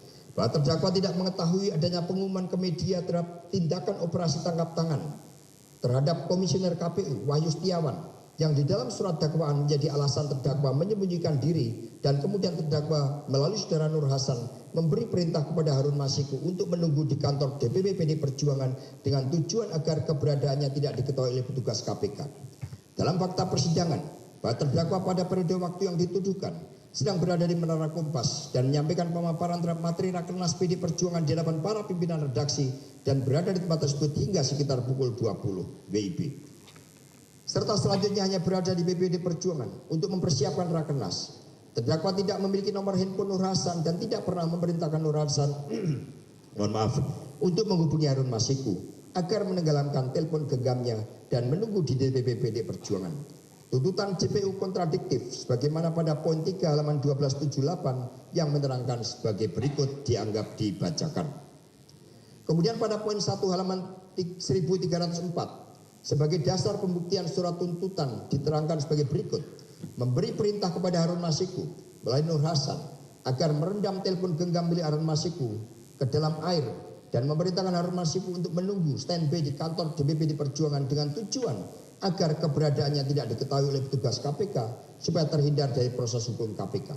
Di satu sisi, saya dituduh mematikan handphone pada pukul 17.58 WIB. Namun di sisi lain, saya dituduh menghubungi Nur Hasan setelah mematikan handphone tanpa mencantumkan waktu yang jelas nomor handphone yang digunakan. Tuduhan yang kontradiktif ini hanya menunjukkan satu hal, yaitu adanya ketidaksesuaian yang nyata dalam pembuktian yang diajukan oleh penuntut umum.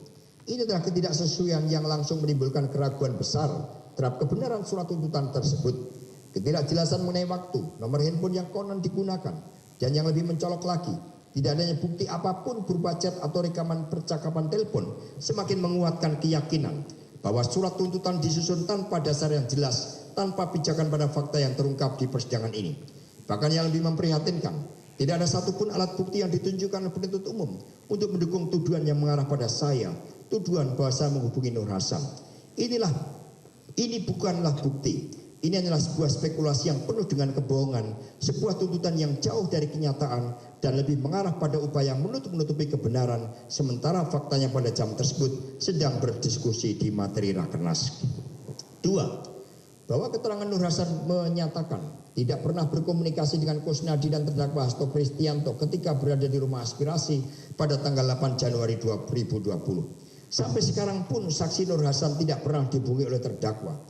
Saksi juga tidak pernah dihubungi Saksi Nur Hasan juga tidak pernah dihubungi sekretaris atau wakil sekretaris PD Perjuangan yang mengatasnamakan terdakwa untuk memerintahkan menenggelamkan handphone.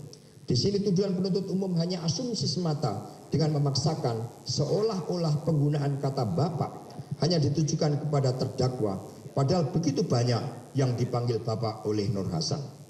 3. Bahwa berdasarkan keterangan Nur Hasan, yang memerintahkan Nur Hasan untuk menelpon Harun Masiku adalah 2 orang yang berperawakan seperti anggota sebagaimana terdapat dalam keterangan Nur Hasan yang dianggap dibacakan. 4. Bahwa berkaitan dengan tuduhan terdakwa berada di PT IKA berdasarkan asumsi keberadaan Kusnadi di PT IKA. Kusnadi sendiri dalam di persidangan ini menjelaskan bahwa keberadaannya tidak melekat dengan terdakwa. Saksi tidak mengikuti terdakwa kemanapun. 5. Bahwa berdasarkan keterangan ahli KPK, Insinyur Bob Hardian Sahbudin PhD, data call detail record mengidentifikasikan keberadaan alat berupa telepon genggam bukan keberadaan orang. Dalam identifikasi CDR bisa terdapat kesalahan atau bermasalah akibat handover yang terlalu cepat atau gangguan sinyal. Identifikasi CDR sendiri berdasarkan BTS. Keakuratan CDR akan dipengaruhi oleh power BTS yang menentukan coverage. Banyak sedikitnya BTS di suatu kawasan, irisan coverage, traffic komunikasi, dan reliability. Sedangkan hanya dengan CDR saja, tanpa peralatan direction finder, sulit mencari lokasi seseorang.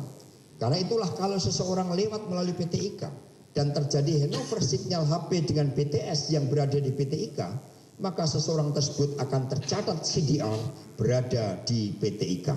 Lebih lanjut berdasarkan keterangan Arif Budi Raharjo halaman 5 butir 2. Saksi mengkonfirmasi tidak melihat Harun Masiku atau terdakwa Hasto Kristianto ataupun mobil terdakwa sedang berada di PT IKA.